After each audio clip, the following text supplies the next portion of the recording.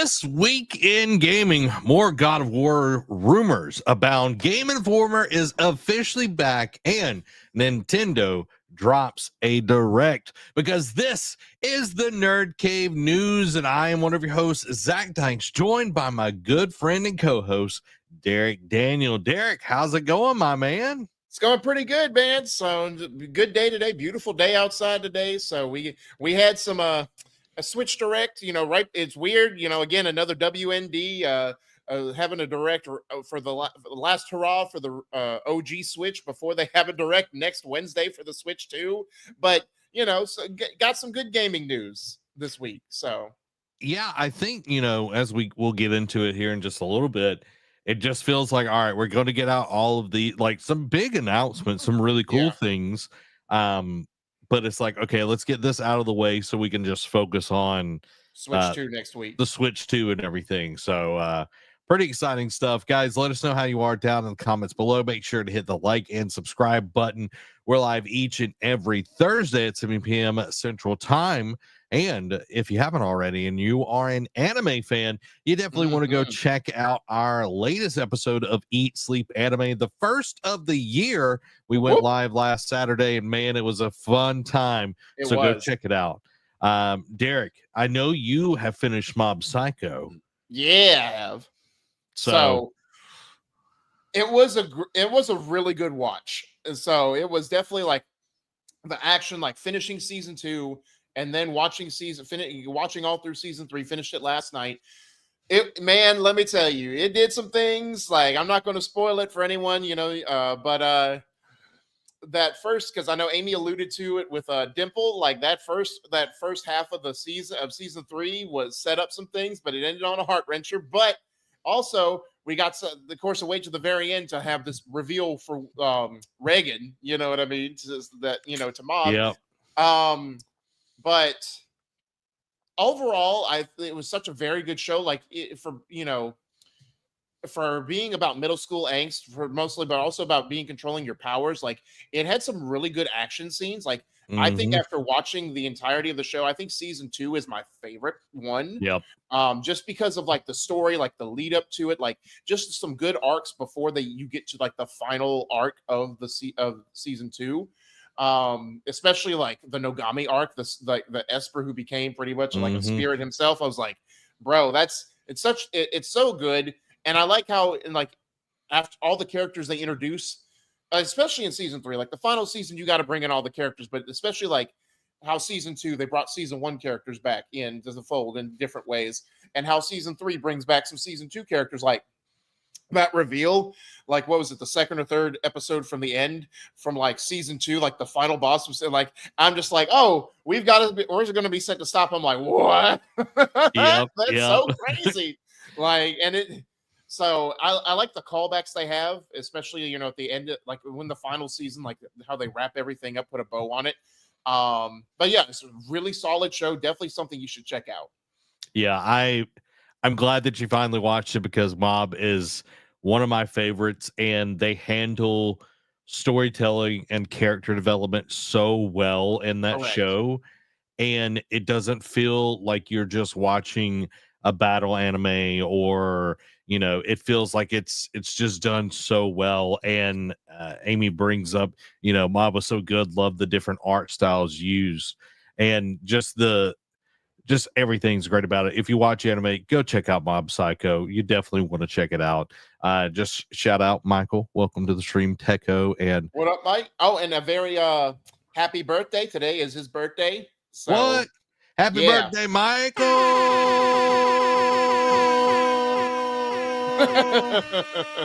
Got all the. There you go. You get a little hand clap too. But yeah, Derek, let's move into the section that we always do. What you been playing? So I had to change my schedule at last minute because some things happened at work. So didn't really get a chance to play anything yesterday. I had to do an overnight, but I did finish up Iki Island DLC on Ghost of Tsushima. Whoa, let's go. So very, very solid end to it. Like, I think the final fight, like the payoff, I think didn't fall through necessarily, but the fight sequence itself was done really well. Especially the lead up, like you're going through the gorge, trying to find out where the eagle is. Like that whole sequence. Like I thought, like when old boy followed me to go fight the eagle, and I'm having hallucinations. I'm like, man, what if this hallucination causes me to kill him? And it almost ended up that way, but it didn't. Yeah. But no, very solid wrap up. I don't know if I'll go back and finish.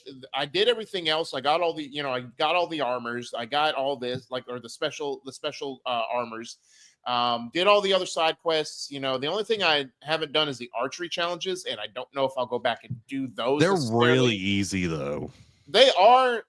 I did a couple. I did like one because it led to a trophy, or like it led to like finishing up like the sequence. I was like, okay, this isn't bad, but I don't know if I want to go like.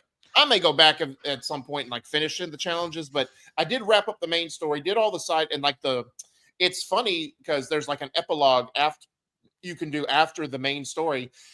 And the only thing I didn't understand, and maybe it's because I took like a couple week gap in between when I last played it and then finished it Sunday, was like the guy, the old boy that who I'm talking about, that plays a pivotal role into why you're there, like pretty much has had a history with his father, Jin's father. Yeah. The woman he's working for, Mm-hmm. That else, like the whole reason she, like the whole like being secretive for why she's like the mission behind the mission type thing, or she's using it. I was like, I guess I don't get why her men would have a problem with it. Like the actual reason, I guess I don't remember. I guess either it wasn't explained or I forgot, like if she explained it earlier in the DLC. But that's the only reason I didn't get, because she was like, "Oh, we got to be secretive. We can't tell my man." And I'm like, "But why?" That you're Jin Sakai, like is that what you're? No. Like the epilogue mission you have with her, like to go. You basically raiding a ship, but there's a person on there that has relations with her. We'll talk about it. You know what? Iki Island's been out for long enough. Go for it. Spoiler, but she's going. She disguises a ship raid as saving her daughter. And I don't get why she was so secretive. Now it finds out that her daughter was doping.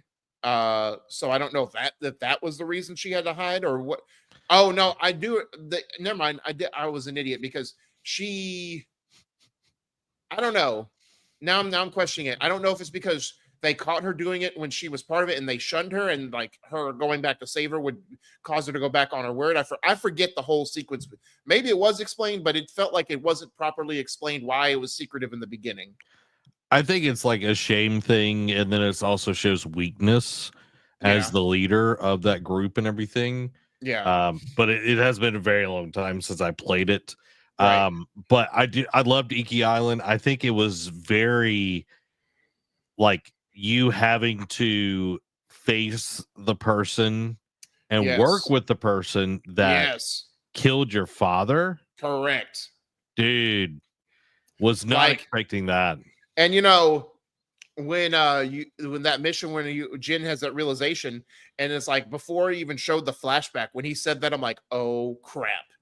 Like this, tell me this is like, maybe I thought this was like just a coincidence, like Jin was hallucinating and just heard those words come out of that guy's mouth. But then when I realized he wasn't, I was like, oh no, this is crazy. Like this is done so well, and it's a nice wrap up to learn, because other than like seeing those couple of cutscenes, you really don't.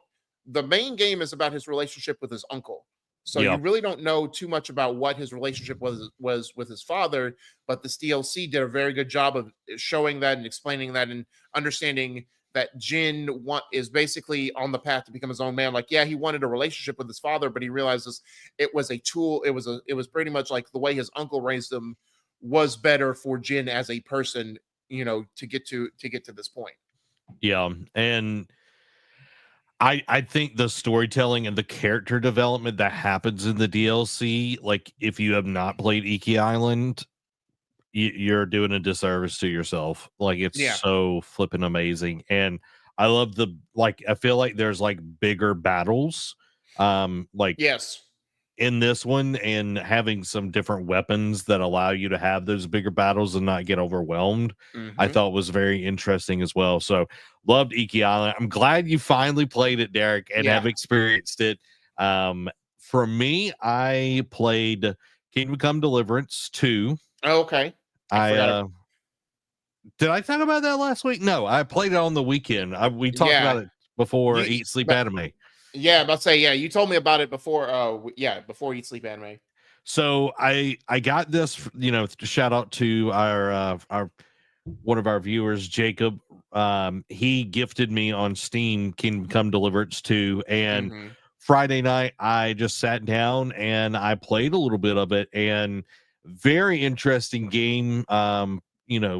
The the amount of detail that is in this game is kind of crazy, where when you're putting on your armor, you've got to make sure you've got like the null cap on, and you got to make sure you have like padding, so like Mm-hmm. you're not just like, if someone hits you in the head with this metal, you're not getting rung like a bell or anything, you know what I mean? So Yeah. but like the dialogue is very interesting, where you get to choose things, and you are essentially like trying to set yourself up as, different things, like a soldier or an emissary or different things within that. But people can believe you or not believe you, and it feels very real compared to, let's say, like a Dragon Age, where Yeah. it's like you're trying to get like a persuasion check or whatever on them. It just felt more realistic when I'm talking to somebody in this game, which I really like. If you are fighting, you get blood all over you, and you have to like wash yourself, Oh, clothes that's right. included and everything, which is really cool. And then the fighting, like, you've got different parts of the body that you can target. You've got the blocks and the parries and the repost and all of that. And if you if you use up all your stamina and you don't let it like rebuild, like, you'll pass out from that, which I think is Oh, pretty interesting. that Like, is interesting. you'll just black out.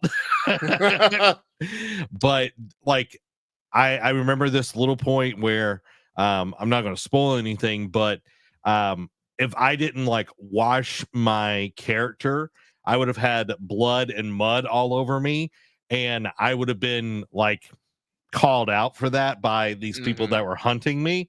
And it just sets up for a very interesting world. And I only played probably like 2 hours, but I haven't been able to stop thinking about it.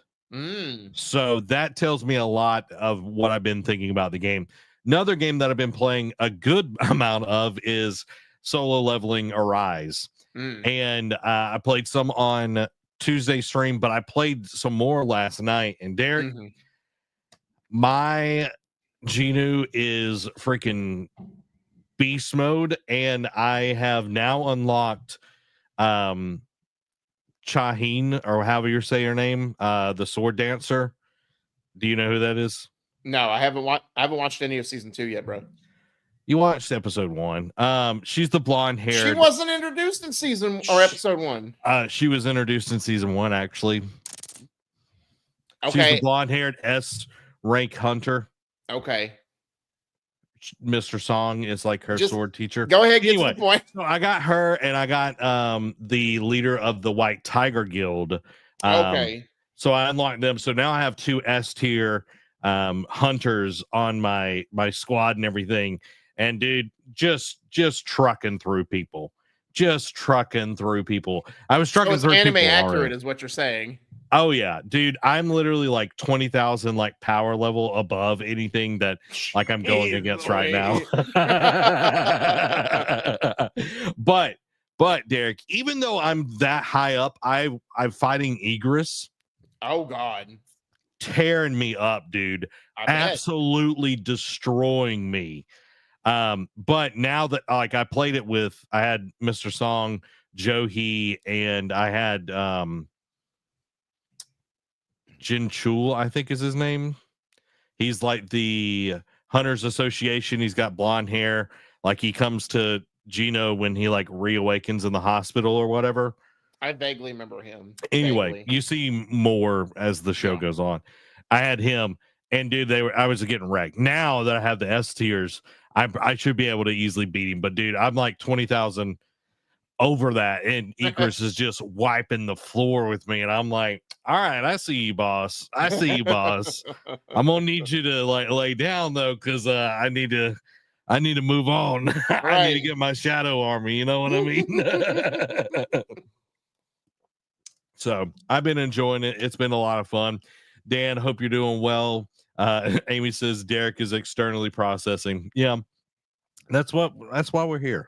So Derek can externally process his gaming experiences. But guys, it's time for the gaming discussion this week. First up, God of War. Great God of War side of story. See, Derek's trying to jump in here. I was resetting. I was you were leveling externally myself. processing. Yeah. Rumor has it Great God of War side project in the works. So, according to journalist Jeff Grubb, Sony is working on a new God of War side project set in Greece, aiming to release it this year as part of the franchise's 20th anniversary.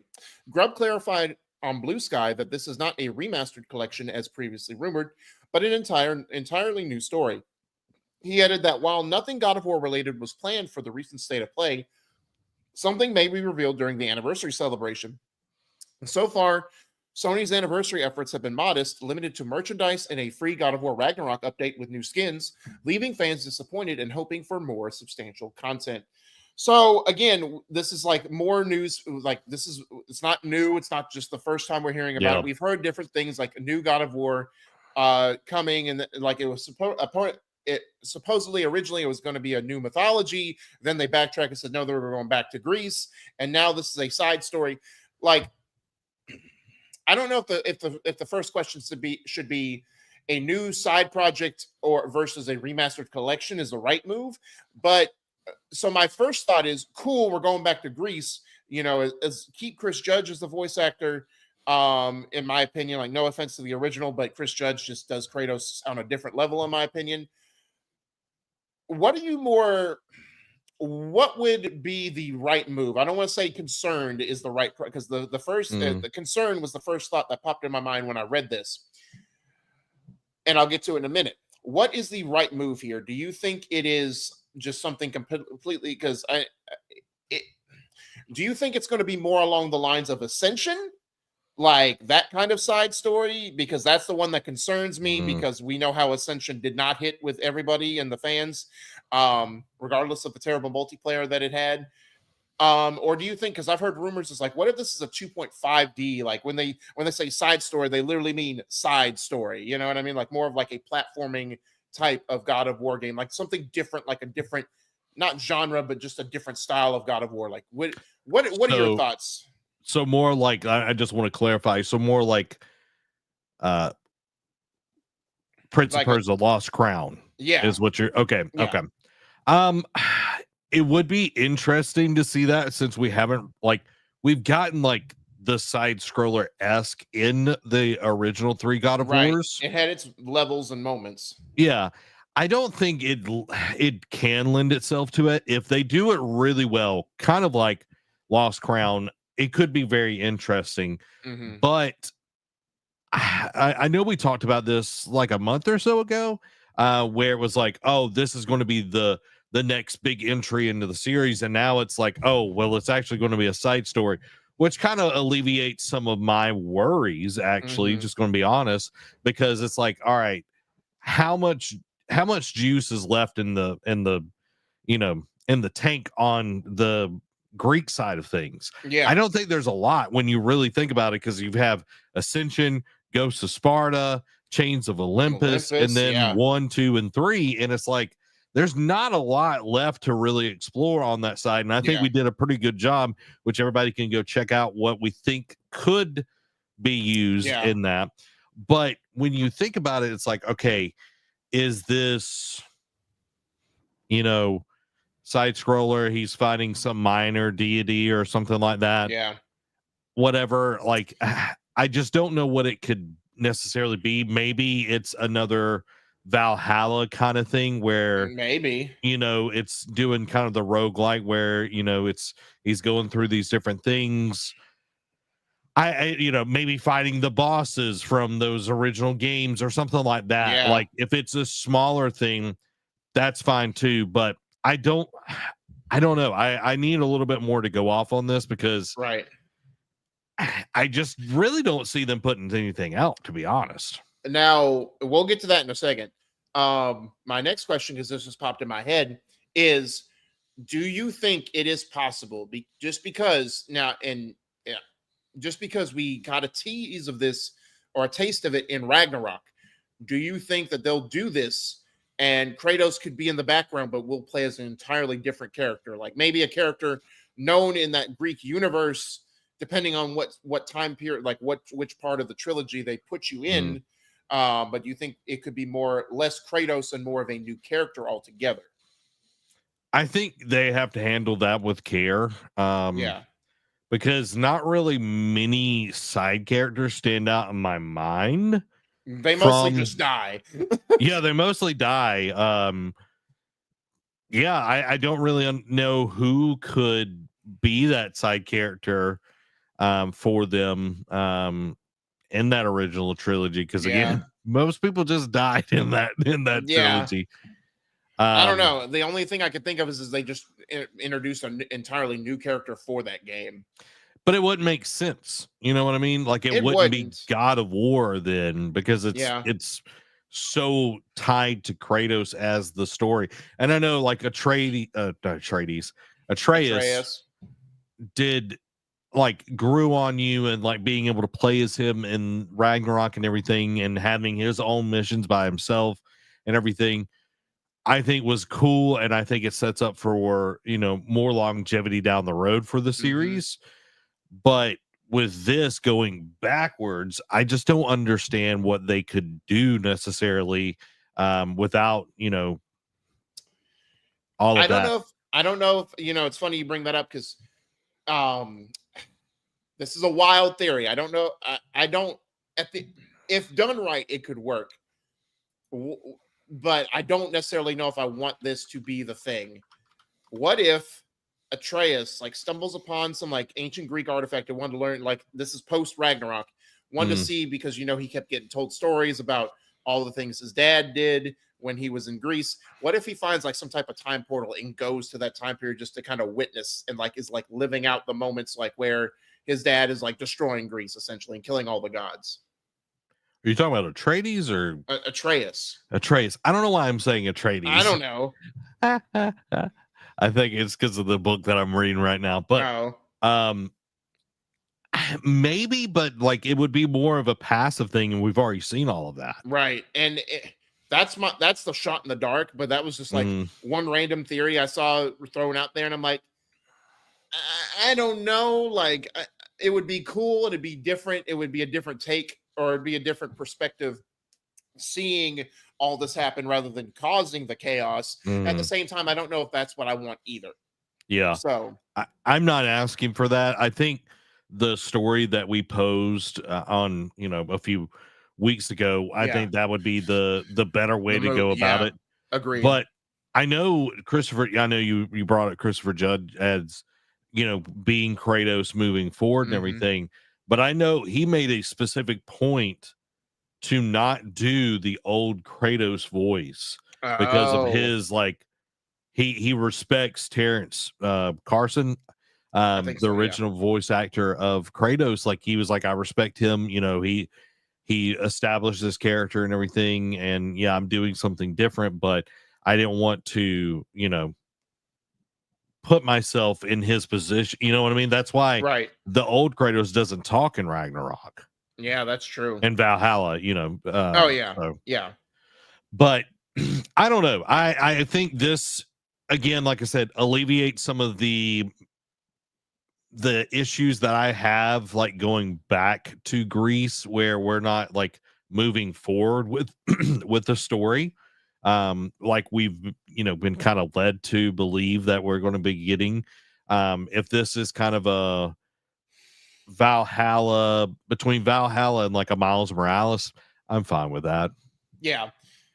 Now, my other question is, do you believe that it's coming out this year? Because like that's like it's not the first time we've heard it, but now it's like picking up more steam. But it's also at the point where it comes out this year, you need to announce it pretty soon so that way people can get their pre-orders in check and get their holiday wish list going. Because I'm assuming if it comes out this year, it's going to be fall. Yeah, it's got to be fall. It'll be Summer Games Fest if it's announced. Yeah. I don't know, dude. I feel like they want to focus on. I think the big thing here is if Yote comes out or not. Yeah, that's a good point. And when it comes out, because if Yote hits July, like we've been speculating, then fall would be perfect for the God of War thing. But if Yote drops fall, then you got to think the God of War project drops early next year. Yeah. And again, if it's a small thing, then that's it might be summer and then Yote's in the fall. Like it could flop the other way. But I just don't see it happening this year. Yeah. But only time will tell. And Jeff Grubb is pretty accurate on what anything PlayStation. Yeah. I don't know. He must have like bugs in somebody's office. I don't know. He talks to Shuhei directly. Yep. Full of grace, y'all. Full of grace. Guys, did you know that Game Informer is back? Ooh, we talked about it last week, and they said we find out more information Monday or Tuesday, and by God, it's back. Where's Jim Ross? By God. He's broken in half. He's got a chair. Just over 6 months after GameStop abruptly shut it down, Game Informer, one of the longest running video game publications, is officially returning.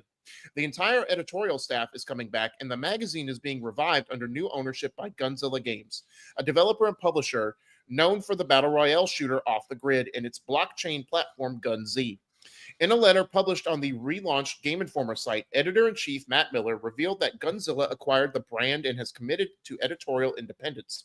The goal, bring back Game Informer not as a corporate mouthpiece, but as a truly independent voice in gaming journalism. Gunzilla leadership, including filmmaker Neil Blomkamp, who directed District 9, reportedly supported this direction from the start. The new Game Informer is operating under Game Informer Inc., a fresh entity separate from GameStop. The site's full 30-plus year archive has been restored, and the team has prepared dozens of new reviews covering games released during the publication's hiatus, plus their Best of 2024 awards. While the print magazine isn't back just yet, Miller says it will return soon, promising a bigger and better version. Digital growth is also part of the relaunch plan, with expanded video, streaming, and feature content, as well as new membership benefits coming soon. Signing up now gets you early perks like access to the magazine archive, a members-only newsletter, dark mode, and early bird founder status. This marks a significant moment in games media as one of its most recognized names is not only returning, but doing so with a renewed commitment to quality, independence, and community. First off, all I gotta say, there is a God. Like, like we knew it was coming back in some capacity, and by God, it is coming back in full force. Like, this is such a win across the board. Not only the fact that games media is got a W in their pocket after magazine after magazine site has been shut down over the last couple of decades, but also sticking it to GameStop, getting out from under them and getting like the rights back from them, especially spoiling one of the quick hits.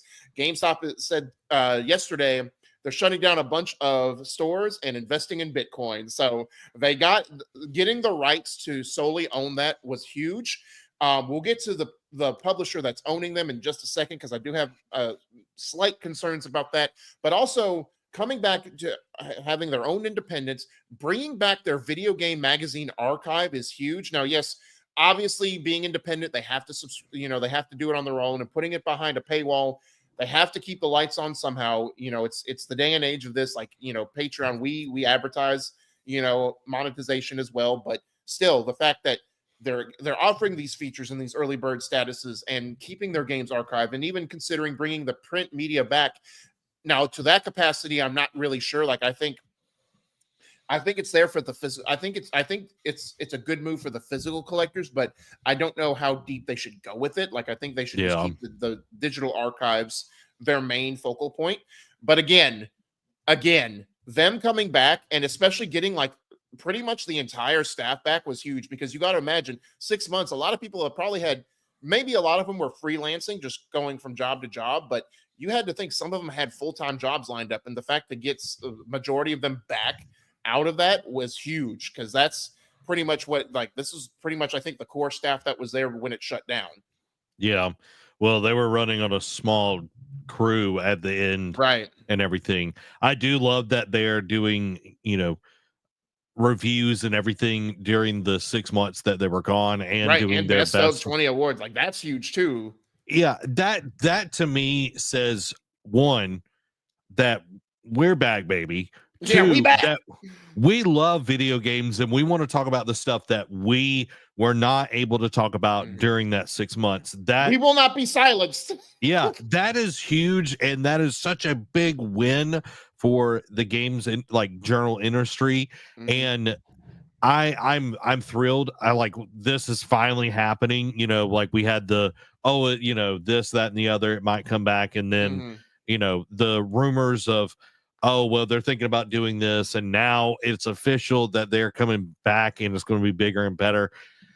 To your point on the physical side of things, I think they need to be really careful on that and not Correct. sink a ton of money, because yes, there are people that like physical and everything, but I don't feel like it is something that is going to sway people. A lot of people don't want clutter in their homes. No. It's just another thing.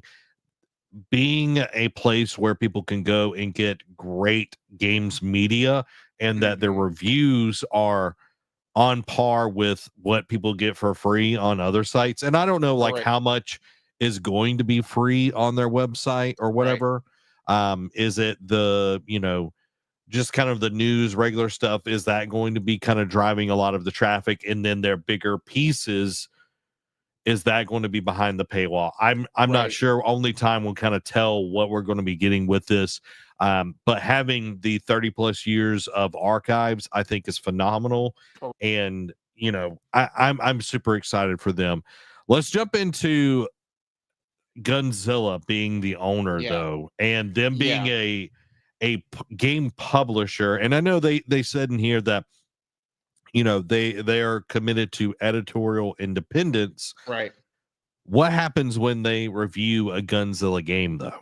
Correct. I mean, it's just like when they worked for GameStop, and GameStop was, pushing certain games and wanted to push pre-orders and whatnot. It's like, Game Informer, again, my one knock with Game Informer is I felt like their writing and their review scores were never, a lot of the time they were synonymous, but there were some times when you would read it, it's like the score didn't match the review. And, like, again, I say, they would give a game like a 5, but then the review would be mostly positive. It's like, okay, Mm, why did you give it a 5? It doesn't, it feels like you get, by your writing, by your assessment, it should be an 8. And then vice versa, where a game they gave like an 8 or 9 feels like it should have been like a 6 or 7. And it's like, okay, some of your stuff don't add up here. yeah. But again, what if they were, but again, Gunzilla games, I don't know how many games they put out. So, and again, my and it's not so much like that is the concern. Like, oh, what if they publish a game? It's like maybe they'll have a deal where it's like, we're not going to talk about this game, like, obviously, because it's going to maybe a conflict of interest. My concern Or is like, announce that, you know what I mean? Like right. at least like with I think about Kind of Funny when they do have something that they either have like Jen, which is Greg's wife, Mhm. like she's worked on something. They announce like, hey, you know, my wife has worked on this on the PR of this, so Right. take it with a grain of salt. Or yeah, we got codes with this, or we've been doing, promotions for this, Right. take it with a grain of salt. I think they've got to be very transparent if they ever cover anything that Gunzilla does. Right. And I know, being like one of the heads of them is like Neil Blomkamp. But my thing is like, is Godzilla big enough to stay afloat? That's my thing. It's just like, now, granted, you could think, oh, if they're big enough to own Game Informer, they're big enough to stay afloat and keep them running, especially if they partner with Game Informer. Like, I'm sure the revenue that Game Informer brings in, a portion of that will go to Gunzilla to help keep them up. But in this day and age of the industry, nothing is safe, nothing is sacred. So my Yeah. worry is like, is Gun now, it would be entirely different. Like I would have a more uneasy feeling. Excuse me, an uneasy feeling if Game Informer was owned by EA, because then I feel like they would definitely make Game Informer very corporate. Like I would like, yeah, it would be like, oh, EA is big enough to sustain Game Informer. And I'm like, yeah, but then EA would definitely like do the wrong business decisions with Game Informer, or like for Game Informer. But Yeah. again, I don't know if Gunzilla would be big enough to maintain keeping them and Game Informer afloat. That's more of my concern than the whole like integrity of, oh, what will we give an honest review of a Gunzilla game? Yeah. Like I'm trying to see, like apparently they did Off the Grid was a game they did. Mm-hmm. It's a live service game, and then they did that blockchain game, apparently, according to the article. So that's also concerning, because it's like, oh, you're not doing games that really are speaking to people. Well, dude, I'm looking from March 2024. Gunzilla game announces 30 million in funding, co-led by CoinFund and Avalanche. Never mind. I guess I don't know how sustainable that'll be, but but I mean, getting 30 million, like, okay, you've got my attention. Yeah. So like it comes down to, will this be something that is sustainable? Will Game Informer make enough money where Gunzilla is not having to subsidize the the income and everything to keep them afloat? Will Correct. It get to a point where enough people are paid subscribers, or there's enough traffic, there's enough ads being sold on the website, all this kind of stuff? That I think is going, like, if Game Informer can set itself up and become that, like, kind of being able to compete with IGN, I think, really, when you get down to it, because IGN, The Verge, GameIndustry.biz, the PlayStation blog, well, not the PlayStation blog. What is that one that we use a lot? PlayStation Universe. Yeah, PlayStation Universe. It's like they have a name that people recognize. Now they have to really use that name and leverage it to get people onto this service and get people invested in it. Correct. Guys, make sure to subscribe to the Nerd Cave News on podcast services of your choice. We do have a podcast here on YouTube, which is now the largest podcast platform in the world, which is kind of crazy, because I remember, YouTube podcasts coming out like a year or so ago. Right. And now it's the largest one in the world, which is kind of crazy. So make sure to subscribe, make sure to hit the like button, all that good stuff, and check out our other podcast, Eat Sleep Anime, if you are an anime fan. Now, what everybody's been waiting for, it's the Nintendo Direct. We got a lot of highlights. We got a lot of things that we're going to be checking out. We want your thoughts. We want your comments as we go through these. And first up is a little game that I love, near and dear to my heart, and that's Patapon 1 and 2 Replay gets a trailer. Derek, are you ready for this bad boy? Yes, sir. Let's do it. Patapon. Almighty Patapon, please help.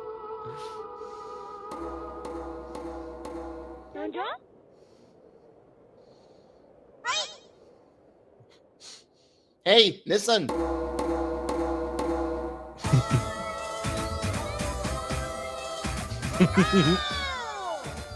Let's go. Beloved rhythm games, Patapon 1 and 2 are back together in one bundle. Let's go. Greg Miller went crazy about this. 1 plus 2 Replay. Hopelessly lost and full of despair, the Patapons sent out their bravest in search of the Holy Drum. With the legendary drum in hand, guide the Patapons as the new Mighty One to Earthend. Advance, full speed ahead. Attack, ready, aim, fire. Connect combos with various commands. Got the fever! Fever! The original fun is still there, but now with enhanced high-resolution visuals. It looks great. It The does. support functions are newly implemented for easy Difficulty play. adjustment. With delicate and mysterious Patapons. Let's make some noise for Fever Time. Give it time. We're waiting for your drum tones. Patapon July 1 11th. plus 2 replay. All right, Derek. Thoughts on Patapon 1 and 2 replay? Like we said, it looks great for, pretty much a remaster type thing. Mhm. So, and the fact that it's weird that because there's a third one out, isn't there? Don't think so. Patapon 3, maybe? I don't know. Maybe I don't know.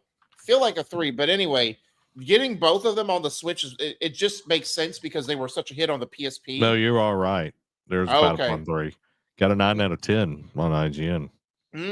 So it's weird that they're not including the third one, but still and again, it makes sense on the Switch because it thrived on the PSP. It was pretty much became iconic on the PSP along with like Loco Roco and other things. So it just makes sense to put it on the Switch handheld, like being in the last hurrah and coming out July, like summertime. I feel like is a perfect time to come out, like because you're going to be looking, especially like mid-July, you're going to be hot and heavy. Like it's going to be after the 4th. Like you're going to be heavy on road trips with the family. It's like got to have something to take the edge off. So it's just perfect for that family function.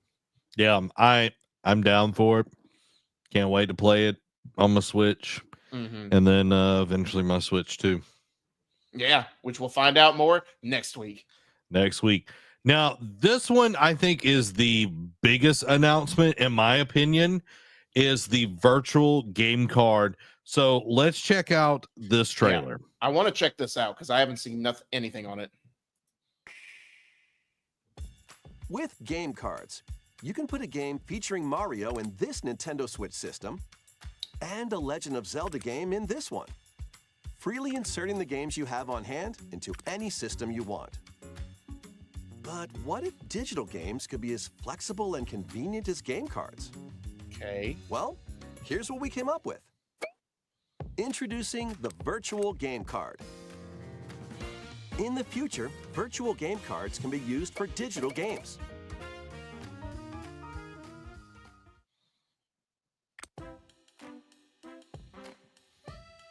When purchasing the digital version of a game, it will be loaded onto your system as a virtual game card, allowing you to play that title. Your digital games will be lined up as virtual game cards on a dedicated management screen.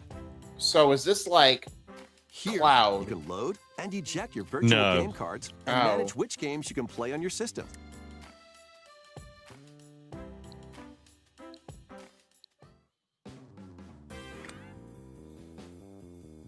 If you have 2 Nintendo Switch systems, you can eject a virtual game card from one and load it onto the second. Now you can play this game on the second system wherever and whenever you want, just as if you had inserted a physical game card. With virtual game cards, you can freely load and arrange which games you play on up to 2 systems. Local communication with your second system is required, but only the first time. That's where it's going to get you. You're right. You can also lend out virtual game cards to your Nintendo account family group members. Oh, that's dope. Connect to your family group member system via local wireless when you want to lend a game. Choose the title you're lending and who you're lending it to.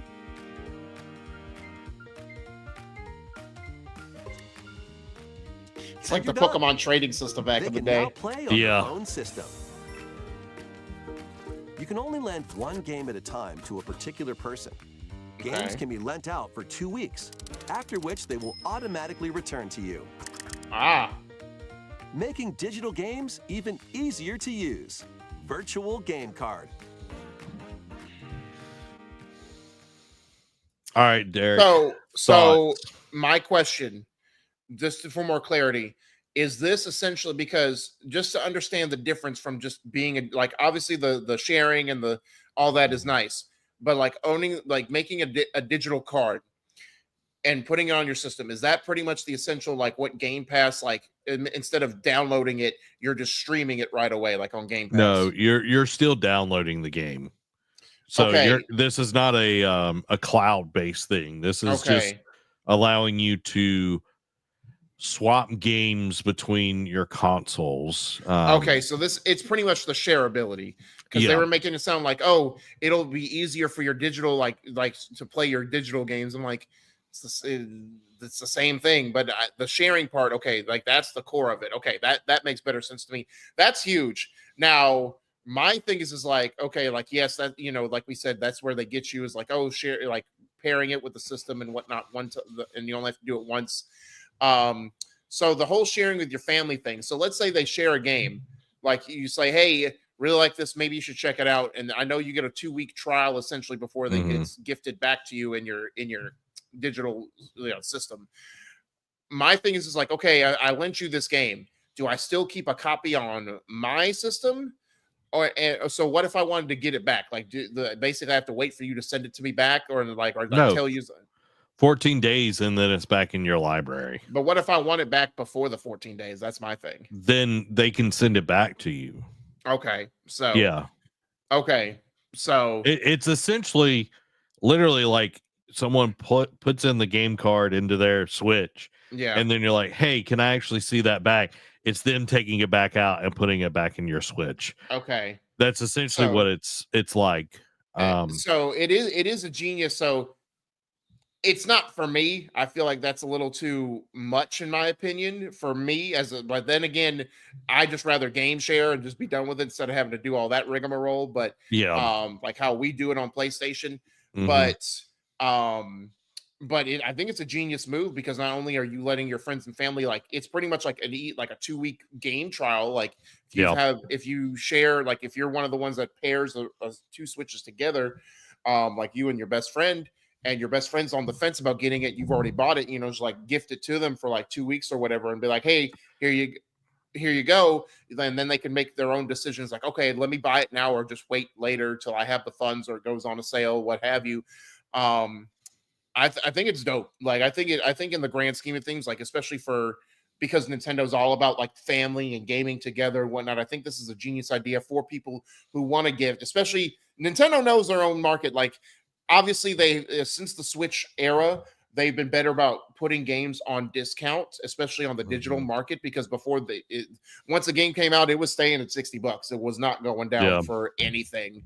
Um, but because they know that the games still are high, that they don't put on games on sale until like 6 months later, essentially, or like closer to a holiday sale.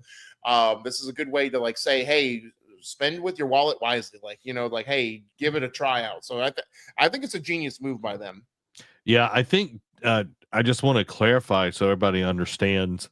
So you've got the family side of things. I won't touch that in just a second, but you Yeah. have like you compare two consoles together, Mm-hmm. and you have to be in the like same network in the same like place or whatever to connect it for the first time. That you can lend a game on, put it on the other console or whatever, and they didn't say anything about a time limit. So that would be the actual like Okay. real game share Okay. to it.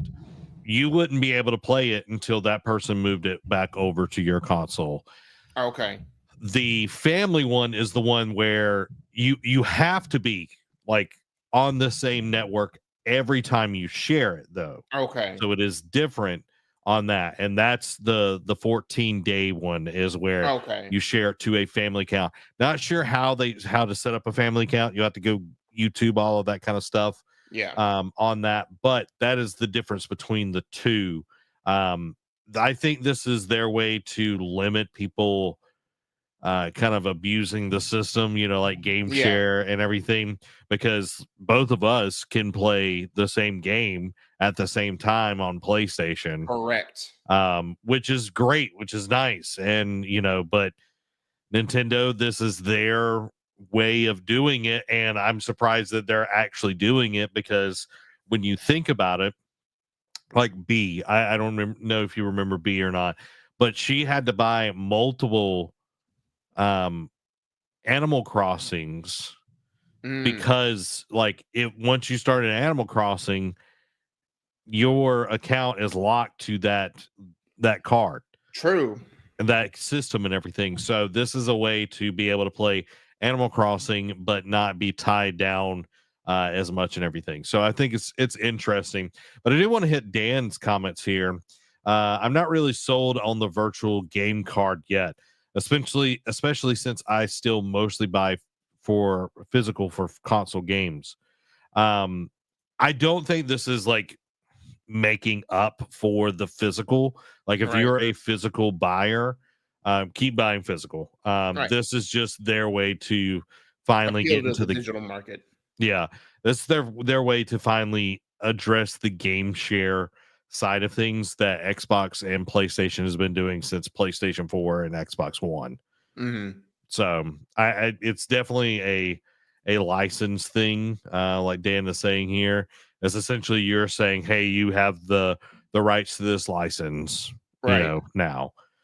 So that's pretty much it. But yeah, I think this is cool. I think this is going to, especially prepping to go into Switch 2. I think this will launch with the Switch 2, and I think it will be a very nice thing to have, you know, with it. Yeah, for sure. So especially like, I think that like you said, getting this out now before the Switch 2, like I think will be a perfect, especially for people who, again, we know in the economy money is tight, you know, and it only keeps getting worse and worse. This is like more speak with your wallet. We don't know, like we'll find out on Wednesday what hopefully the price point, release date, all that jazz, because there was a rumor before I got on saying that the direct shown on Wednesday will also start open pre-orders for the Switch 2. Supposedly. We'll find out hopefully all the information we need to know on Wednesday, like price point, you know, all that kind of stuff. So I think, you know, if you're one of those who, especially if you have multiple kids in the household, it's like you only have the money to buy one console, maybe a few games. It's like, all right, and that I need a digital library to sort that out. So this like digital card will help alleviate some of that stress. I think they're also preempting, this just popped in my head, where you have like say PlayStation, you could play like your PlayStation 4 games on your PlayStation 5, right? And you could still have them on your PlayStation 4. I think this is preempting that, where it's like, oh, you could still play all these games on your Switch, and then you can play them on the Switch too. No, you're going to have to move all your virtual game cards to the Switch too. So essentially, the Switch is going to be, you know, just there as like a husk of its former self, right? So pretty interesting. Very shrewd. I like it. It's going to be huge. It's going to be huge. Guys, let's talk about Pokemon Legends Z and A. It dropped a new trailer, and I'm curious to see what they got going on. And howdy, Nate. Hope you're doing well, buddy.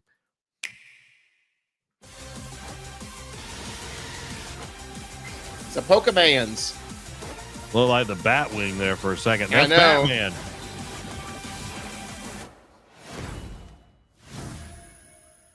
Zah. Welcome The Zack and Amy Pokemon ZA, a new game. title in the Pokemon series. You'll begin your adventure by choosing one of 3 partner Pokemon. Are we getting Totodile back? Yeah. So is this Metropolis that also appeared in the Pokemon X and Pokemon Y games, Lumio City. To make it easier for people and Pokemon to coexist, a company named Quasartico Inc. is carrying out an urban redevelopment plan. Here, we'll get a glimpse into the lives of the Pokemon and people of Lumio City.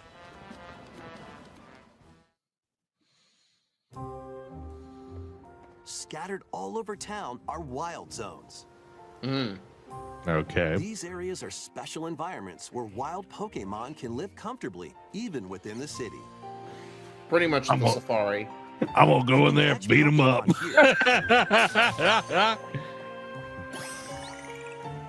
But they might be hostile.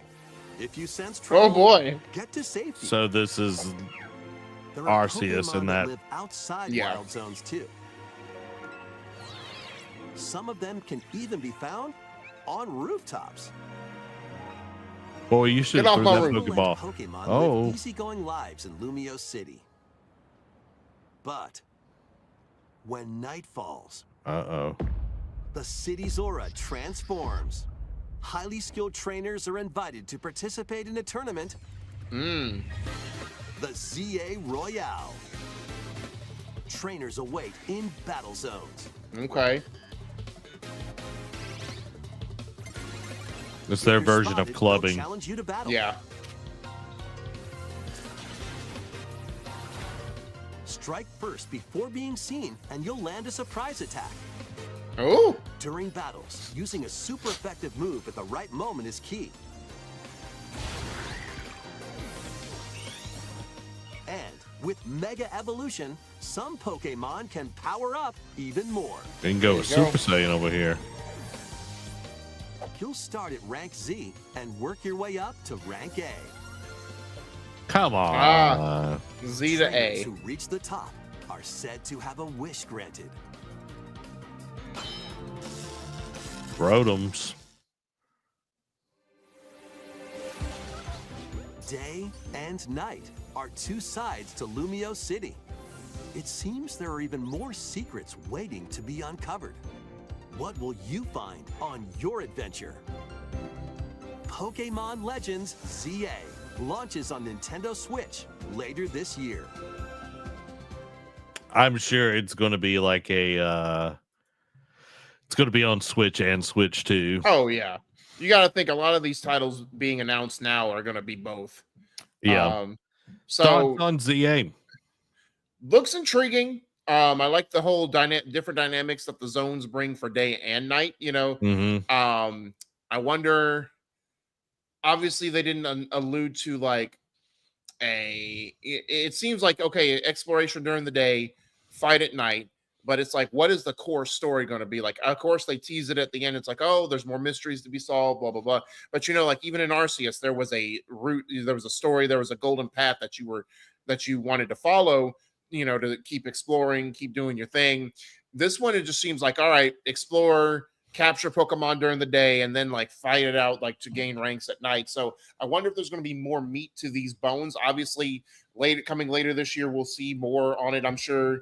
I doubt we'll see it at the Switch 2 Direct or like another deep dive trailer into it. But obviously, with Summer Game Fest, and then months, you assume it's going to be a fall game, like probably October, November, like how Pokemon games have been doing. So we got plenty of time to see more about it, probably learn about the story. But that's the only thing that stuck out to me is like when you do a 3.5-minute trailer, it's like usually you get more into like the meat and bones about why you're there, what is your motivation for being there, other than just being gotta catch them all.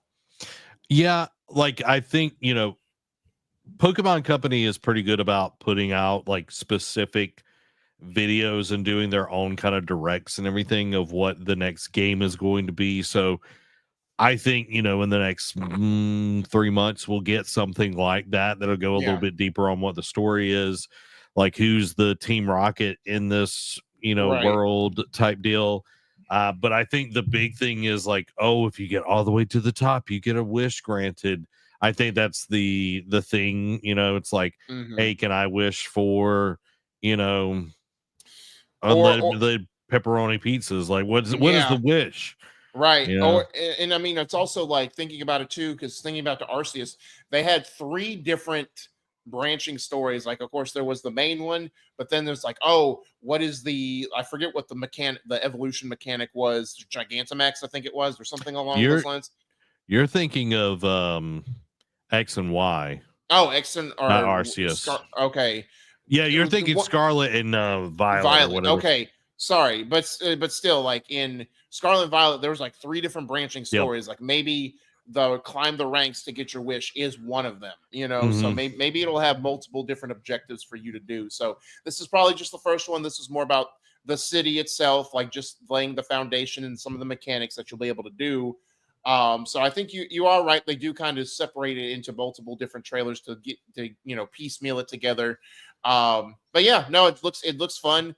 I wonder how it'll run, because obviously now on the Switch 2, it'll run a lot better. But we all know that Scarlet and Violet did not run as well or as smoothly on the Switch as when it came out. So hopefully the Switch 2 will alleviate a lot of those concerns and those issues for them. But, again, later this fall, part of the holiday rush, start expanding your Christmas list now.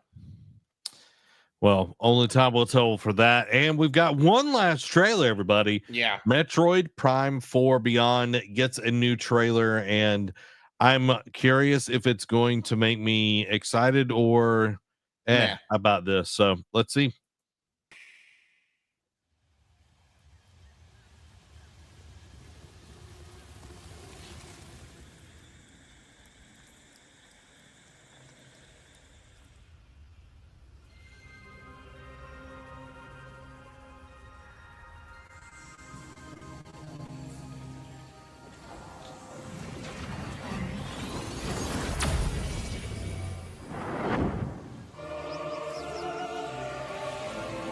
I don't know. The game just doesn't look as polished as I think it should be. Yeah. It looks like old. This is the kind of planet of Euros. It might be just be me. Here, I don't know. Samus finds a verdant jungle. How about this? I definitely get the vibes of what you're saying, but it doesn't look as bad like in this instance. In order to survive and escape this planet that she was unexpectedly transported to. Like when you think about like stone figures and other relics, Zelda, like it looks so much better than this. Right. Mario. I'm just a hater, y'all. Just gonna be honest. She's not alone though. What else is new? Abhorrent alien creatures living in the jungle are waiting to strike. And she's just gonna murder all of them. Right. Because Samus is a murderer. Cue the Doom music. Oh, sorry, wrong game.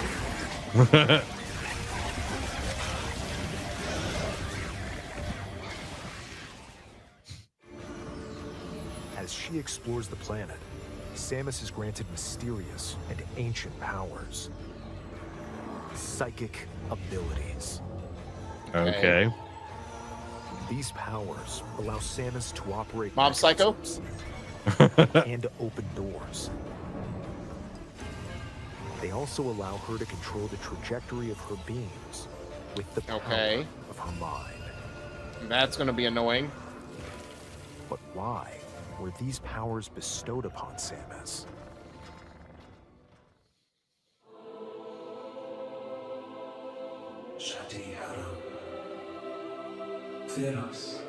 The Forerunners? Yeah, that's what I'm over here thinking. Okay, that's not a good shot. Trying not to be a hater, y'all. Trying not to. After being summoned to the threads intertwining beyond space and time are beginning to weave a new tale. Tell us all this time. Is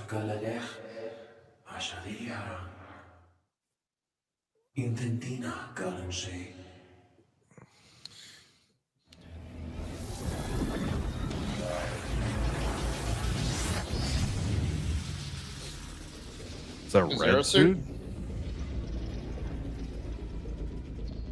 That's pretty dope. Okay. So, okay. I think it's because I'm not a Metroid fan. Like, yeah, that definitely like kind of tampers my like excitement for this. But Derek, let's hear your thoughts. Okay. So that initial, like I said, there are instances, and I'll get to in a minute, where it doesn't look as polished. But like that opening shot, it didn't look terrible. But as we see this 3.5 minute trailer, or however long this multi-minute trailer progress, those shots, like when she's in ball form going up the vines, and like then it like the frame rate just drops, and it like the graphic quality just goes to crap. And I'm like, okay. And then of course in the middle of fighting, when she's dashing around, it doesn't look as polished. It looks kind of like the muddle that Halo Infinite looked with, like when when it first revealed and everyone thought, oh, it's running so smoothly, and then you slow down the frame rate and the character models look like garbage. So it kind of is like that same instance. While the psychic power mechanic was interesting, the whole some of the mechanics behind it, like, oh, angle your shot. I'm like, this looks like utter trash that will annoy me more than help me. So I don't know. And then like some of the enemies like didn't look as polished, or like they looked like somewhat polygonal, So I don't know. They I'm looked not. like knockoff Avatar Yeah. enemies. So I don't know. Cool. Like I understand Metroid fans have been longing for a game for a long time, but I'm starting to wonder if this is the one that they want. So I don't know. The only to kind of like uptick it a little bit, the only shred of hope that they have is if this pulled an Avowed, because remember when Avowed was first shown off, those first couple trailers did not wow us. We were kind of underwhelmed. We were skeptical of it. Didn't look that great. And then like the final trailer or two that we saw from it before it got when it got a release date looked way better, looked more polished. So because it's coming this year and it's only March, maybe it's going to be another holiday game like October, November. Maybe they've got plenty of time to polish it up to where we get closer to the release. It looks better. I don't think this will end up being that same result, in all honesty, but that's the only hope I have to cling to this, that maybe it'll do an Avowed, and all of a sudden, closer to when we get a release date for it, it'll look at least acceptable. No, because not to foo-foo on this game much more, but the first reveal trailer that we got looked pretty much the same, like graphic quality. And to give it, Derek's got that jug, y'all. Jug. Yeah. To give some flowers here, Metroid Dread actually looked interesting and good. Correct. And sold gangbusters and did really well for itself. This one, it doesn't move the needle for me at all. It actually kind of like dampers any expectation for this game. And I know Bo's probably going to come at me for me hating on it, but it is what it is. But I'm excited for the people that love it. Good on you. You go play your Metroid game. I'll play my games. Yeah. That's the Sony pony way. We call it like we see it. You know what I mean? We call it like see it. But I'm glad they showed a little bit more of the game. Hopefully it'll be good. But I feel like we're playing like when she was like moving the bullet, or like it felt like the batarang, like from oh yes, oh god, the remote batarang, and then the Wanted game back in the day. You remember the Wanted, the movie with Angelina Jolie? Oh like yeah, you could like bend the bullet. The bullet that's curve, what it. That's what it felt like, because you could control the bullet and everything. So yeah, not the greatest thing, kind of overdone. And now we have it in Metroid. So, But guys, it's time for the Patreon Quick Hits. And the Patreon Quick Hits are brought to you by our wonderful patrons. So go support the Nerd Cave by getting your very own Nerd Cave membership to help us continue to make awesome shows just like this one. We're a 1.5 person business. We love bringing you content each and every week, from our streams on Tuesday to Nerd Cave News on Thursdays and our anime coverage in Eat Sleep Anime. So go and become part of the ship, part of the crew at patreon.com/nerdcave. And now it's time for the Patreon Quick Hits. Starting off, Monster Hunter Wilds, the US launch month sales have surpassed Monster Hunter World by 40%. Housemark Boss says Soros wouldn't have been possible if Sony hadn't acquired the company. Persona 4 remake rumors gather pace following new domain registration. Hideaki Itsuno reveals Lightspeed Japan Studio is working on a AAA action game. Final Fantasy XIV Seekers of Eternity expansion is out now. Split Fiction is getting a movie adaptation as bidding war kicks off for the film rights. Universal exec reveals that Jurassic Park Survival is still cooking at Saber Interactive. The Last of Us Part 2 Remastered is adding new characters and maps for no return mode. Baldur's Gate 3 voice actor says CEOs want to use AI to save money, even if it means destroying their reputation. Dave the Diver and Like a Dragon are collaborating for Ichiban's Holiday DLC on April 10th. Pokemon TCG Pocket gets shiny Pokemon, ranked matches, and more in new update. Microsoft publishes and pulls Xbox UI mockup featuring a tab for Steam games. Excuse me. System Shock 2 25th anniversary remaster release date set for June 26th. Following that, System Shock 3 hopes reignited by Night Dive Studios as it aims to clarify its future potentially within a year. ESA announces Accessible Games Initiative to provide product accessibility feature information.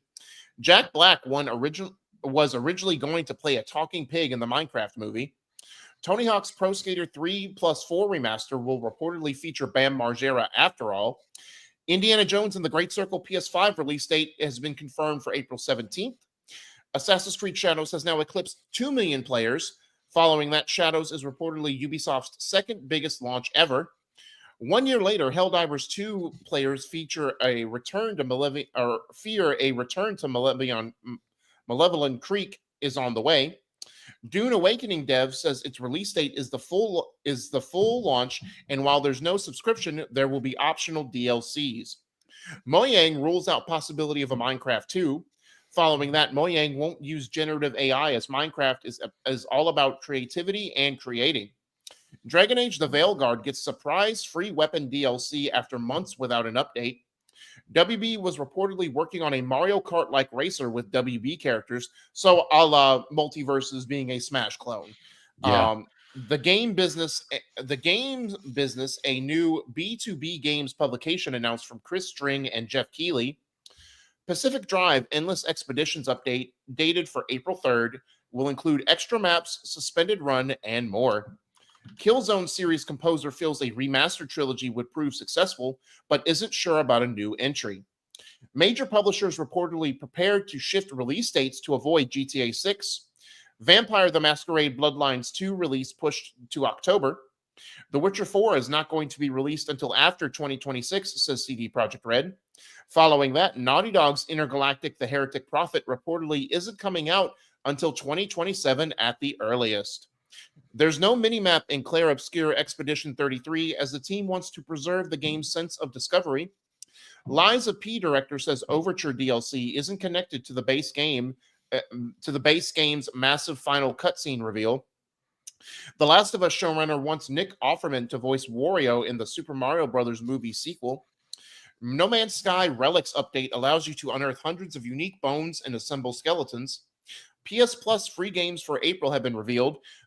You get RoboCop Rogue City for the PlayStation 5, the Texas Chainsaw Massacre for the PlayStation 5 and PlayStation 4, and finally, you get Digimon Story Cyber Sleuth Hacker's Memory on the PlayStation 4, or for the PlayStation 4. Rocksteady Studios job listing points to current and next-gen systems for unannounced AAA title. Sean Layden reveals he left Sony partly due to the company's shift to live service games. Astrobot game director reveals the project went through 23 pitch iterations before it was shown to Sony execs. Crystal Dynamics reveals that it has suffered more layoffs. As I alluded to earlier, GameStop plans to close a significant number of stores and invest in Bitcoin. Boo hiss. Ex-Nintendo PR managers question whether Switch 2's Mario Kart 9 is the slam dunk people think it is. And lastly, Call of Duty Warzone drops back into Verdansk with limited time mode, exclusive rewards, and Black Ops 6 free trial. Man, there's so many little things I want to call out. One, GameStop sucks. It is. Off with their head, please. Why are we... My only thing when I read this is I saw a close significant number of stores. I'm like, okay, that's nothing new. Then I saw, to invest in Bitcoin. I'm like, is this still a thing? Why is crypto trying to make such a flipping comeback? I know it was hot and heavy with commercials and whatnot. I know it never went away fully, but why is it trying to be relevant again by saying, we're investing this, do this? And I'm like, why are we still doing this, man? Come on. I will say Bitcoin is one of the ones that have been pretty profitable the whole time. Right. But it's we're going to, because we can't manage our stores. We can't manage our services and bring it up to the level that it needs to be and compete with digital. The tchotchkes and, buying people's phones and all this didn't work. So we're going to close a bunch of stores and then we're going to buy cryptocurrency. Yeah. It's like, okay, it feels like you're just becoming an investment portfolio instead of an actual company at that point. But they suck and they've always sucked. So yeah. Gone are the days where you actually enjoyed going to, GameStop to actually get games and enjoy. Now it's like, oh, do you want to buy Funko Pops? Do you want to buy these lanyards that will be discounted heavily in like 3 months? And then it's like, hey, why don't you buy our subscription? Why don't you buy the warranty? Why don't you get a nickel and dime to everywhere you go in that store? I'm like, bro, just let me shop, please. Like, oh, it cost you $20 to breathe air in here. Right. One that I didn't want to hit is the game business. A new B2B games publication announced from Chris Dring and Jeff Keighley. Mm-hmm. That one's interesting. What do you think that is? A games publication. Do you think that they are going to publish games? Or do you think that it is like a journalistic thing? Because Chris Dring, I was looking at, like, he worked for Game Informer for a long time. I think it will be, I don't know if it'll be a review, but I think, or like how can I word this? I think at the end of the day, it will be a new news outlet. I think that, like, especially, I feel like maybe it won't be implemented this year, but I think like it will be like one of those, and I fear like it'll turn into like a paywall type thing. But what if it becomes like the hub where it's like, okay, any breaking news, like for Summer Game Fest or Game Awards, find out here first, or type thing, or like or even if it's something like, oh, hey, like, of course IGNs of the world will get access to like game Summer Game Fest announcements. It's like, hey, you want to see more on this game we showed off at this event? We have like a deep dive trailer, or we had a sit down, like the old E3 segments, where they would like the people, like the personalities would sit down with some of these game directors or like these game people and be like, oh, let's talk about your game and have a gameplay demo going on in the background. Like, what if it's more, I wonder if it's going to be more akin to that. Yeah. I can see it going the opposite direction. I could see it being a publisher for games, because what does Jeff Keighley do really well? He finds these small indie games and he showcases them on Summer Games Fest. Like I think that is the play here. He's setting himself up because, eventually he's not going to host. Right. And nothing it's lasts like, forever. Nothing lasts forever. It's like eventually he'll get either tired or too old to host. But this, like, creating a portfolio of games, hey, we're your publisher, kind of like EA is a publisher or whatever.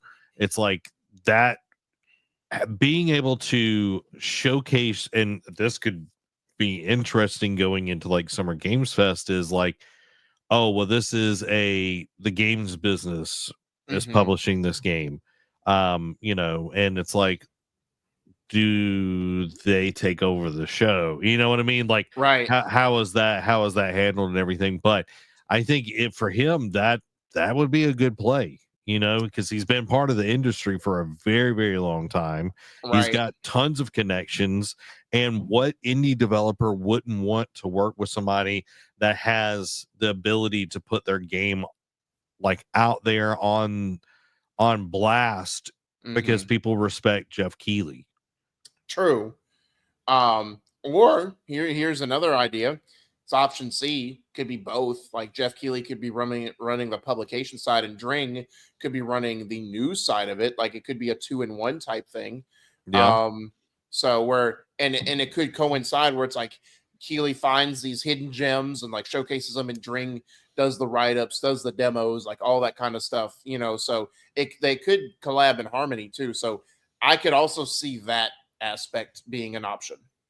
Yeah, it's just figuring out how to make both parts run and be profitable. Right. Because when you launch something and you've got too many irons in the fire, it makes it hard to find the right market and everything. So only time will tell, but that is pretty exciting stuff. And again, GameStop sucks. I will, trust me, whoo, boy, whenever we break the news that GameStop is officially shutting down, I will literally have pomp and circumstance going, I will literally I will literally make that its own story segment, and we will go like maybe 15 minutes on just how I am celebrating the downfall of the corporate overlords. Derek, we go to your old GameStop and you dance on its grave. We'll film it and we'll dance in front of the store. I will hit the gritty in front of the closed store. 3 booms. Boom. Boom. Boom. I don't know if you know what that is, but yeah. Guys, we hope that you've enjoyed this episode of the NerdCave News. We'll be back with more awesome stuff next week at 7 p.m. Central Time on a Thursday. And we'll have a lot to talk about next week because the Switch 2 is getting fully revealed. All the specs, all the good stuff. Hopefully Nintendo will deliver. Spoiler, that's probably going to be the majority of next week's show, honestly. So yeah. So guys, y'all have a wonderful weekend. Y'all enjoy it. We'll see you then. This has been Zach and Derek. Y'all bless week. Bye-bye.